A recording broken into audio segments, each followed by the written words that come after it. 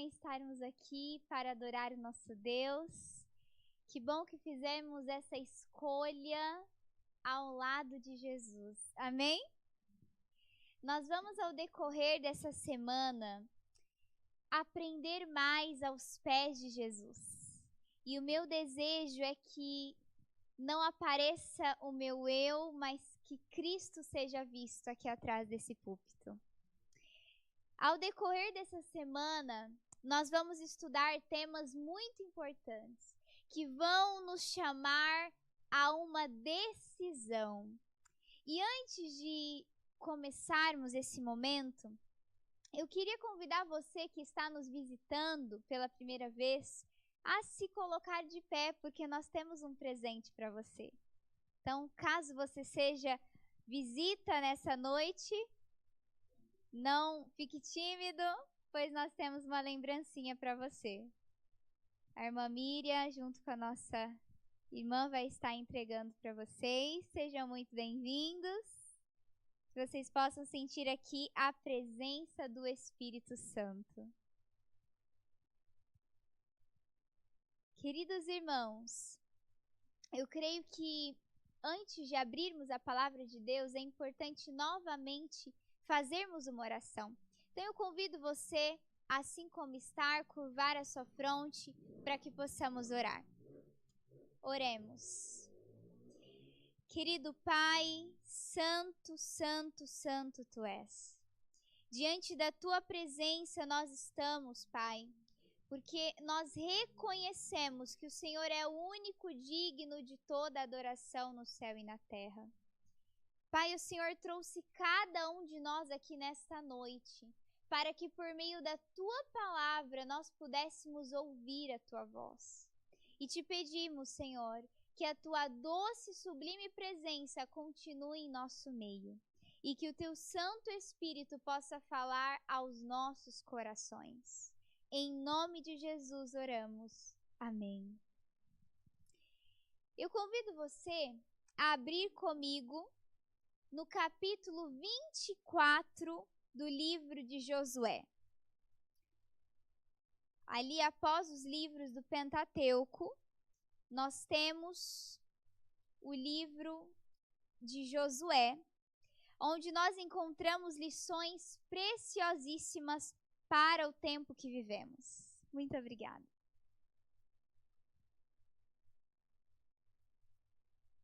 E eu queria começar lendo com você o versículo 15 do capítulo 24. Então, se você trouxe a sua Bíblia, eu convido você a, nesse momento, pegá-la. Se você não tem uma Bíblia, você pode também acompanhar com a gente aqui na tela.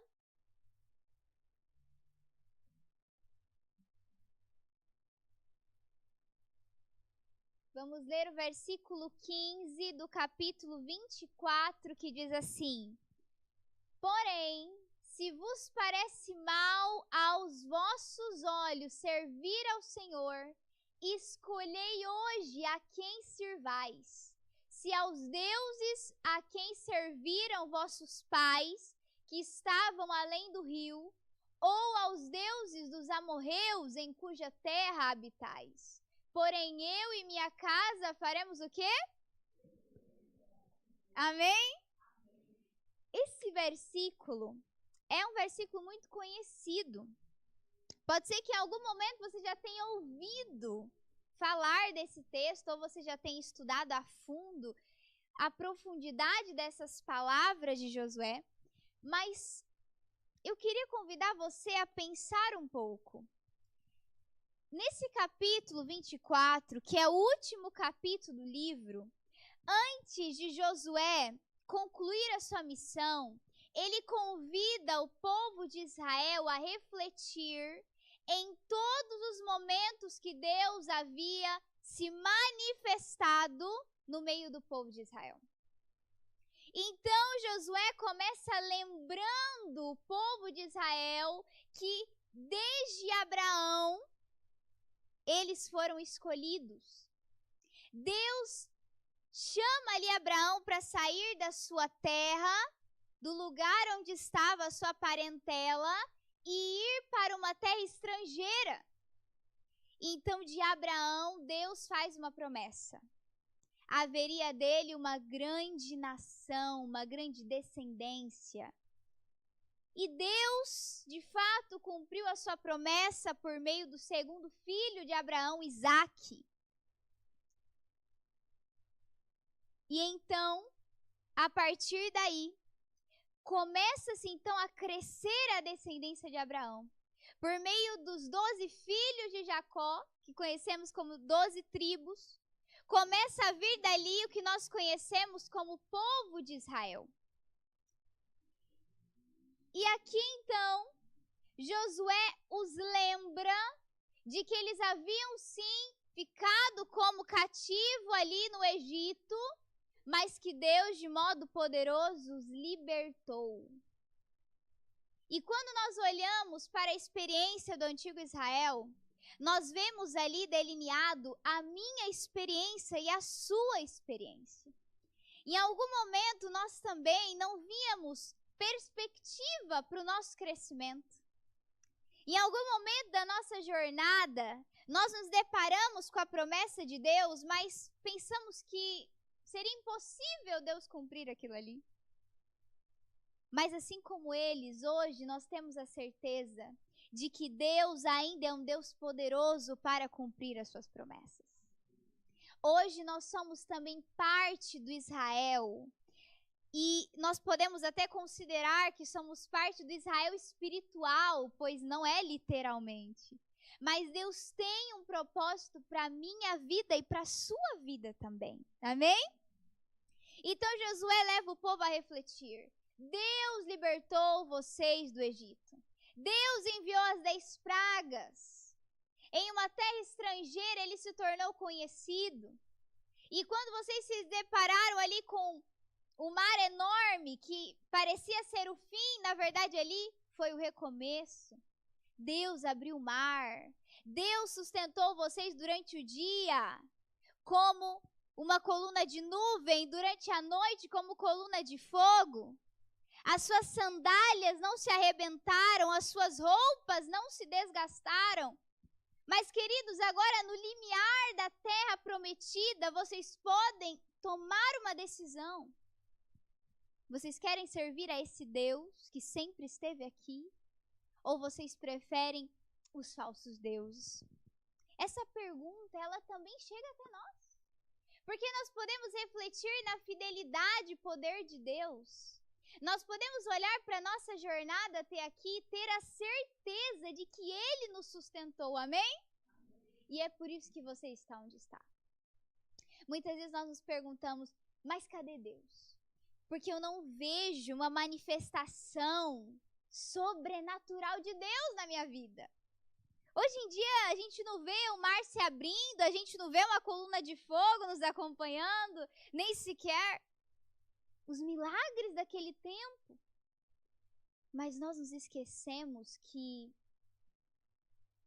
os milagres aparentemente ordinários também provêm de Deus. Quando você acorda, depois de uma noite bem dormida, quem é que manteve você respirando? Quem é que deu a permissão para que cada batida do seu coração batesse ali no segundo certo, no minuto certo?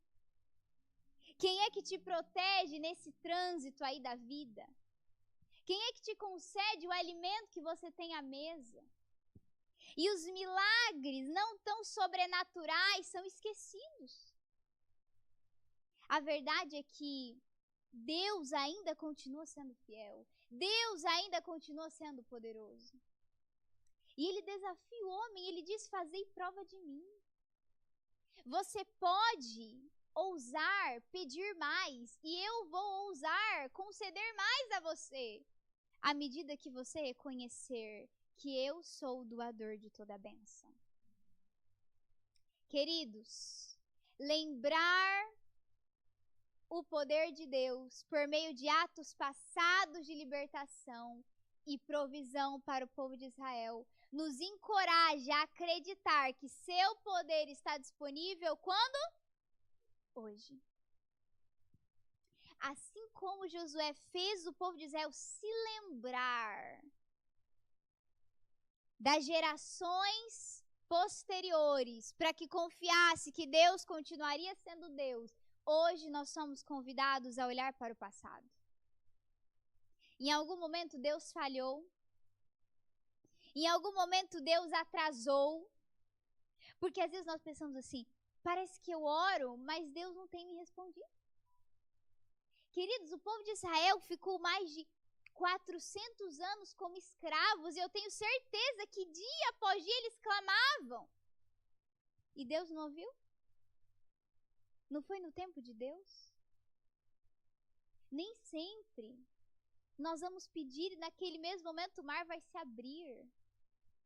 Deus quer provar a nossa fé. Deus quer que aprendamos a perseverar. Porque muitas vezes a bênção concedida no momento errado pode se tornar uma maldição. Deus tinha a terra prometida já preparada para o seu povo. Mas antes de chegar ali, Deus queria que eles escolhessem. E a nossa vida é feita de escolhas. A cada momento nós estamos decidindo. E de um lado eles tinham ali a opção de escolher a Deus, e do outro lado eles tinham seus ídolos. Queridos, há um grande perigo nos ídolos que muitas vezes nós colocamos na nossa vida. Josué se esforçou por levá-los à decisão de que baniriam de Israel este pecado. Idolatria. E hoje, nesse presente momento, nós pensamos assim, não, mas eu não adoro outros deuses. Eu reconheço que Deus é o único Deus. E o primeiro mandamento nos convida a não ter outros deuses diante de quem? Do Deus verdadeiro. Isso é um apelo de Deus para que nós reconheçamos que Ele é tudo que precisamos.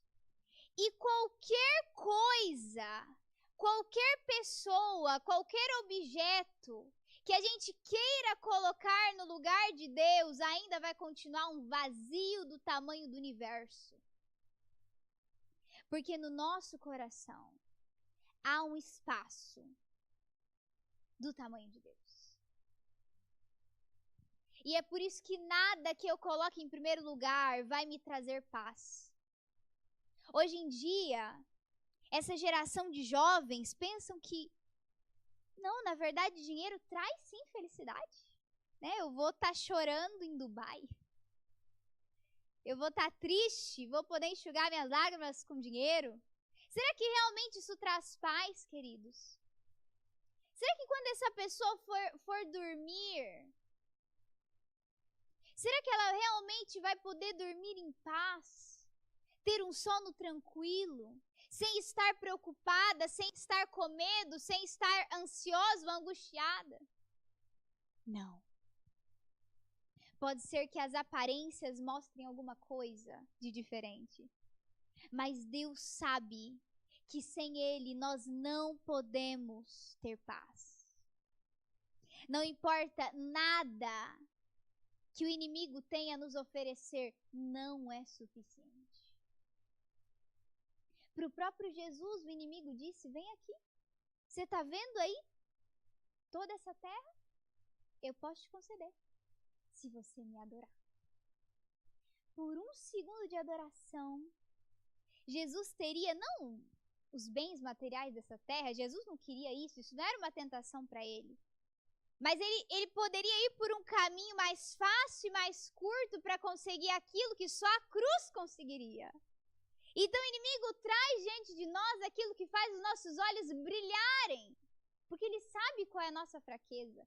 Então ele diz, se você me adorar, eu posso te conceder isso. Mas ele não te conta que o que ele tem a oferecer não é suficiente. Queridos, ídolo não necessariamente é algo de madeira que eu coloco na minha casa. Os ídolos, queridos, pode ser, quem sabe, o dinheiro, pode ser a fama. O ídolo pode ser nós mesmos. O perigo dos ídolos é que eles são divindades falsas, criações humanas, e representam coisas materiais que se tornam objeto de adoração. No nosso lar, nós temos erguido altares. Isso é fato. Mas a quem nós temos adorado na nossa casa? Sabe como é fácil perceber isso? É só pensarmos o que nós temos contemplado. O que a gente assiste na sala da nossa casa? O que a gente coloca para ouvir? O que a gente busca em primeiro lugar? O Deus desse mundo, para muitos, tem sido o dinheiro, por exemplo. As pessoas têm vendido a sua integridade, têm vendido a sua fidelidade até a si mesmas, em troca de dinheiro. As pessoas têm negociado sua fé. Queridos, o que nós temos colocado em primeiro lugar? O apelo de Deus é para que reconheçamos que nós precisamos dele. Não é ele que precisa de nós. Nós precisamos dele. E esse convite é um convite do Senhor para que possamos tomar uma decisão. No verso 24, o povo então diz, ainda no capítulo 24. E o povo disse a Josué: ao Senhor nosso Deus faremos o quê? E sua voz obedeceremos. O povo tomou uma decisão. Ao se lembrar das bênçãos de Deus, eles concluíram: nós vamos obedecer ao Senhor. E nós entendemos a relação de Deus conosco quando a gente para pensar na relação de pais e filhos. Em algum momento todos nós fomos crianças. E será que o nosso pai e nossa mãe deixavam a gente fazer tudo que a gente queria? Tinha momento que a gente ouvia um não. E hoje, com a maturidade que você tem, você olha para trás e eu tenho certeza que você respira aliviado. Que bom que eu ouvi um não. Eu não sabia o que era melhor. E assim somos nós, gente de Deus. Quando Deus diz: ei filho, vai por aqui. Ei filho, a minha lei é o melhor para a sua segurança. Nós pensamos assim: ai, Deus não quer me ver livre. Mas sabe quem é verdadeiramente livre? É quem não vive para agradar a si. É quem entende que obedecer sempre vai nos trazer recompensas duradouras e eternas, enquanto que a desobediência traz apenas prazeres passageiros. Queridos, vamos um pouco à frente no livro de Gálatas. Ali Paulo, ao falar para os Gálatas e também para nós, ele nos diz palavras muito profundas. No capítulo 5 de Gálatas, olha só o que a palavra de Deus nos diz.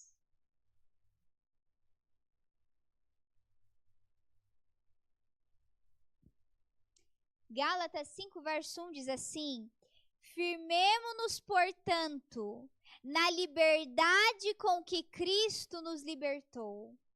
Não nos submetamos outra vez ao quê? Ao jugo da servidão. Paulo, apóstolo Paulo, inspirado pelo Espírito Santo, está dizendo: ei, não viva mais como escravo dos ídolos. Porque foi para a liberdade que Cristo te libertou. Conta-se a história de um escravo que por muitos anos trabalhara ali forçado. E ele estava cansado dessa vida. Até que ele chegou ali no seu senhor e disse: eu não quero mais trabalhar. Não adianta o senhor fazer o que for, eu prefiro morrer, mas eu não quero continuar como escravo. Então aquele senhor coloca o escravo à venda e vem o homem de longe e paga o preço por aquele homem. Então esse escravo vai o caminho todo dizendo: olha, você desperdiçou o seu dinheiro, porque eu já me cansei de ser escravo, eu não vou trabalhar para o senhor. Chegando ali na casa daquele homem, aquele senhor pede para ele entrar no escritório e assinar um papel. E ele continua murmurando e afirmando: eu não vou mais ser seu escravo e escravo de mais ninguém. Eu me cansei dessa vida de escravidão. Mas quando ele começa a ler aquela folha, na verdade, estava declarando que ele havia sido liberto. Então ali, sem entender e demorando para processar essa informação, ele começa a chorar. E ele cai aos pés do seu Senhor e diz: agora, voluntariamente, eu decido te servir. Porque agora, ele entendeu que ele tinha um valor, que ele não era mais um escravo.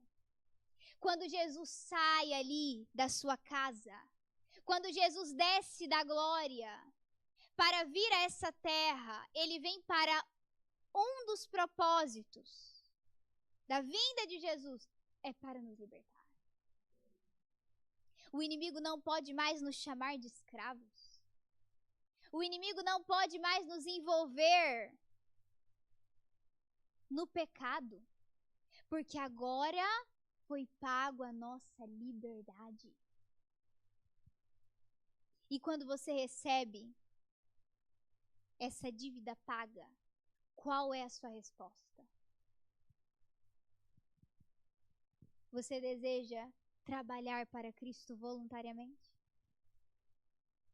Pode ser que os servos de Deus do passado até o tempo presente não tenham recebido glórias do mundo, não tenham recebido famas, ou quem sabe aplausos, mas eles não buscavam a honra desse mundo. Entenda que você não precisa mais ser escravo de nenhum pecado. Foi para a liberdade que Cristo te libertou. A mídia, o dinheiro, o trabalho não deve vir em primeiro lugar na sua vida. Porque você foi comprado por grande preço, você foi liberto. Queridos, pode ser que os nossos ídolos sejam também atitudes, sejam também o nosso orgulho, o nosso egoísmo. Isso tudo nos impede de experimentar o amor e a graça de Deus. Apenas o Senhor pode satisfazer as nossas necessidades mais profundas. Apenas Deus. Então, se havia algum ídolo até aqui na sua vida, lance fora. No tempo de Paulo, quando muitos ali, que eram ali do paganismo, recebiam a mensagem do cristianismo, eles jogavam seus ídolos fora. Até mesmo livros que tinham ali conteúdos obscenos, eles queimaram. Porque eles entenderam que diante dessa mensagem de salvação, eles deveriam tomar uma decisão. E essa decisão é o que nós fazemos ali no nosso íntimo. Não é meramente ficar em pé, não é meramente vir aqui à frente, não que haja problema nisso. Mas nesse momento aí, no íntimo do seu coração, você pode dizer: Senhor, eu aceito. Eu aceito que o Senhor me libertou e agora eu quero servir a Ti. Senhor, eu entendi que o Senhor já pagou o preço e eu não quero continuar carregando sobre os meus ombros o jugo da escravidão. Senhor, eu entendi que o Senhor me guardou até aqui e o Senhor tem um propósito para a minha vida. Creia nisso, meu querido irmão, minha querida irmã. O Senhor tem um propósito para a sua vida. Talvez nós pensemos que esse Deus que realizava milagres está distante hoje. Mas a verdade é que Ele está bem perto. E Ele se preocupa com você. E o que Deus mais deseja é que você comece com essa decisão na sua casa. A escolha de servir a Deus não pode ser feita às pressas. Cada um deve tomar uma decisão pessoal, mas entenda que a sua decisão influencia a sua casa. Quando Josué, sendo ali o sacerdote do seu lar, disse: eu e minha casa serviremos ao Senhor, isso envolvia quem? A sua família. A sua decisão ao lado de Jesus vai influenciar não só a sua casa, mas toda uma geração. Porque foi a fé de Abraão, foi a fidelidade de Isaque, foi a perseverança de Jacó, que fez com que todas essas promessas hoje fossem reais na minha vida e na sua vida. Eu e minha casa serviremos ao Senhor. Essa deve ser a nossa decisão. E eu quero concluir com algumas lições importantes. A primeira delas, a importância da decisão pessoal. Não podemos depender das decisões dos demais. Não fique esperando o seu cônjuge, o seu pai, a sua mãe, o seu filho. A salvação é uma decisão individual. Mas creia que por meio do seu testemunho na sua casa, aqueles que ainda não aceitaram a fé virão para os pés de Jesus. Isso não é o que diz, é a palavra de Deus. Continue orando. Não desista de orar. A segunda lição, a liderança espiritual dos pais impacta. Queridos, as crianças, elas não serão o que a gente diz para elas ser, elas serão o que nós somos. Por isso a Bíblia diz: ensine no caminho, não simplesmente o caminho, esteja lado a lado aos seus filhos. A sua decisão pode impactar a sua família. Terceiro, a importância da unidade familiar. Quando todos da família tomam a decisão de servir a Deus, com certeza o ambiente se torna harmonioso, propósito comum. A necessidade de se manter firme na fé. Permanecer firme na fé requer perseverança e confiança constante na fidelidade e no poder de quem? Tem pessoas que em algum momento decidiram-se por Jesus, mas no decorrer da vida se esqueceram de que essa decisão é diária. Todos os dias eu preciso ajoelhar e dizer: Senhor, se há algum ídolo no meu coração, retira. Senhor, se há algo ou alguém que eu tenho amado acima do Senhor, retira. Por isso nós precisamos orar: Senhor, sonda-me e me conhece, porque nem nós nos conhecemos. Então Davi diz: vê se há em mim algum caminho mau e faça o quê? Essa deve ser a nossa oração diária. A decisão de hoje precisa ser a decisão que você vai tomar para o resto da sua vida. E todos os dias nós podemos decidir ter Jesus conosco, porque Ele já decidiu nos ter com Ele.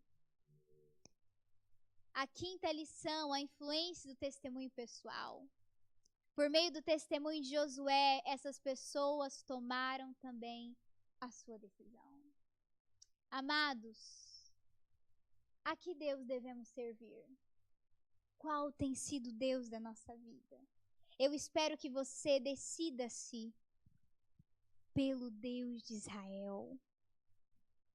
Eu quero concluir lendo com você novamente o livro de Josué, o último versículo que está lá no capítulo 24.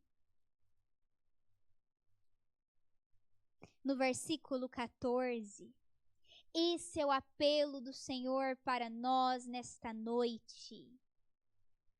Josué 24, versículo 14.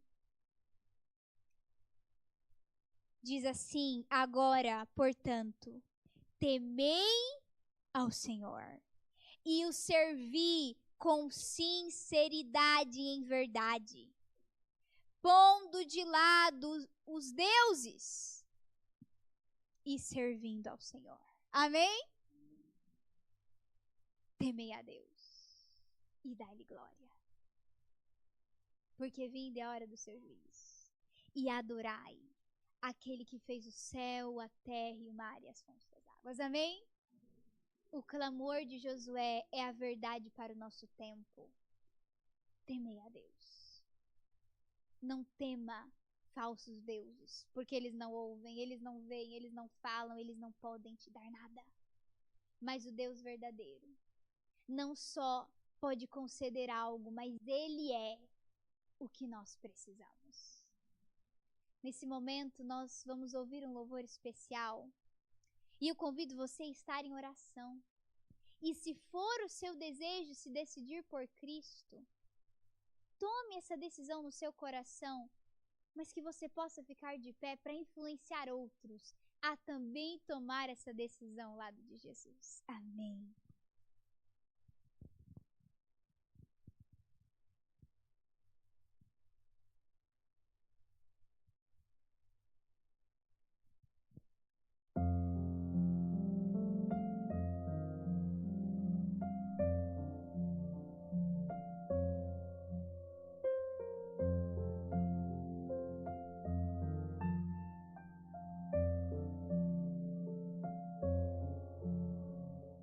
Porque não dás o primeiro lugar para Jesus no teu coração?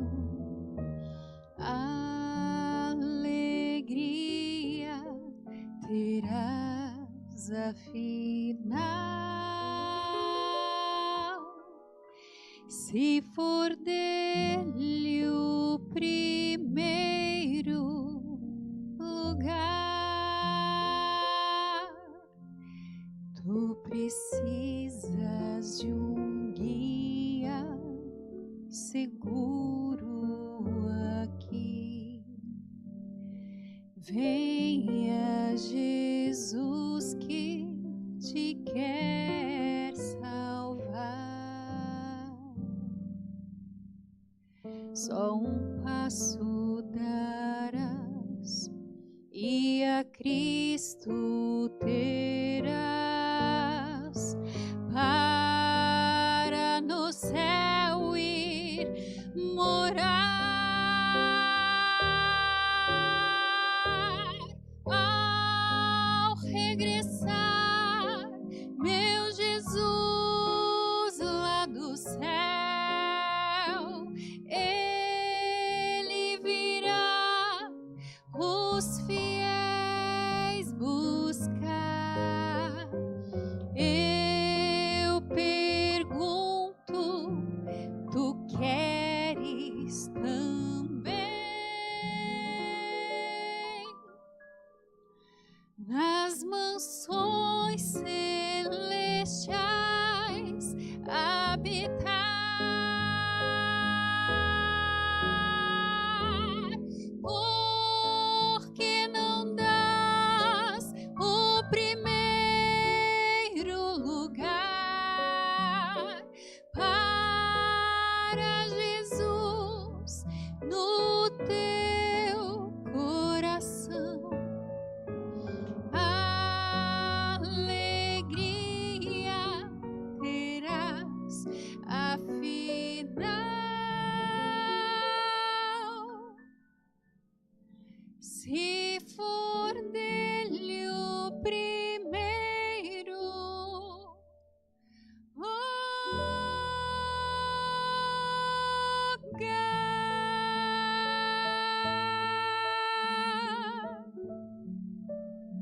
Amém.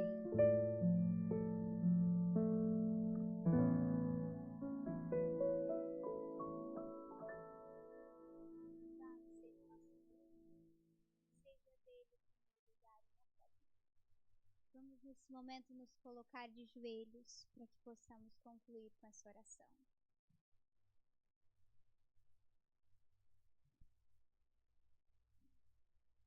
Querido Deus, Nós declaramos, Pai, diante do universo, que no nosso coração o Senhor tem o primeiro lugar.